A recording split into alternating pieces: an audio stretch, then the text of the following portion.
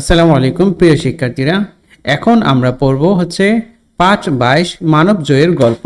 এখানে আমরা একটা ছবি দেখতে পাচ্ছি এবং ছবিতে দেখো একজন লোক কি তিনি মানুষকে সাহায্য করছেন এমন কিছুই বোঝা যাচ্ছে। তাহলে চলো আমরা গল্পটা পড়ে নিই। দেখো এখানে বলা আছে প্রথমেই যে অনেক অনেক দিন আগের কথা। তুরস্কের একটি গ্রামের নাম ছিল পাতারা। সমুদ্র পাড়ের সেই গ্রামে জন্মগ্রহণ করেন একটি শিশু। তার নাম রাখা হয় নিকোলাস। নিকোলাস মানে মানব জয়। নিকোলাসের পিতামাতা ধনী ছিলেন। তিনি অল্প বয়সেই পিতামাতাকে হারান। নিকোলাস বেড়ে ওঠেন এতিম হিসাবে। সেজন্য বাবা মা ছাড়া বড় হওয়ার কষ্ট তিনি বুঝতেন। বড় হয়ে তিনি দয়ালু মানুষ হিসাবে পরিচিতি লাভ করেন। তিনি তার পিতার রেখে যাওয়া সম্পত্তি মানুষের মাঝে বিলিয়ে দিতে শুরু করেন। তিনি শিশুদের উপহার দিতে পছন্দ করতেন। তিনি বিভিন্ন জায়গা ঘুরে বেড়াতেন, গরিব দুঃখী মানুষের সন্ধান করতেন।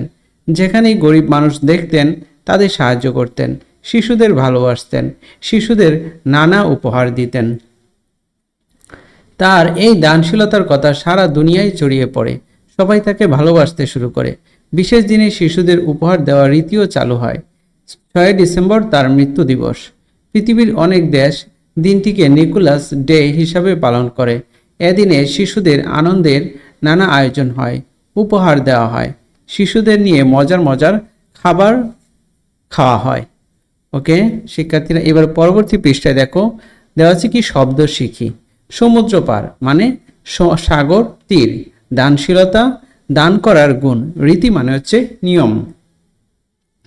এখানে কতগুলো বাক্য দেওয়া আছে, কতগুলো শব্দ দেওয়া আছে। এই শব্দগুলো দিয়ে আমাদের কি করতে হবে, বাক্য তৈরি করতে হবে।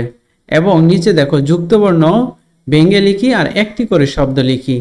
ওকে, তারপরে আবার দেওয়া আছে কি বুঝে নেই। তারপরে আছে এক কথায় বলি, বিপরীত শব্দ বলি ও লিখি, স্ত্রীবাচক ও পুরুষবাচক শব্দ জেনে নেই। তাহলে চলো আমরা অনুশীলনীগুলি সমাধান করে নেই। প্রিয় শিক্ষার্থীরা, বাক্য লিখি। এখানে আছে অনেক, তো অনেক অনেক দিন আগের কথা একটা বাক্য আমাদের হয়ে গেল। অল্প, নিকোলাস অল্প বয়সেই এতিম হন। বড়, বাবা মা ছাড়া বড় হওয়ার কষ্ট অনেক। ধনী, নিকোলাসের পিতামাতা ধনী ছিলেন। মজার, শিশুদের নিয়ে মজার মজার খাবার খাওয়া হয়। তারপরে হচ্ছে যুক্তবর্ণ ব্যঙ্গে লিখি ও একটি করে শব্দ লিখি। তুরস্ক, এটাতে আছে কি দন্তস্ব এবং ক, দন্তস্ব যোগ ক, এটা দিয়ে একটা নতুন শব্দ কি স্কুল। তারপর হচ্ছে জন্ম, জন্ম দন্ত নয় আর হচ্ছে ম, এখানে নতুন শব্দ হচ্ছে চিন্ময়। সম্পত্তি ম আর প, ম যোগ প। কম্পন, ম পদে আরেকটা শব্দ হচ্ছে কি কম্পন।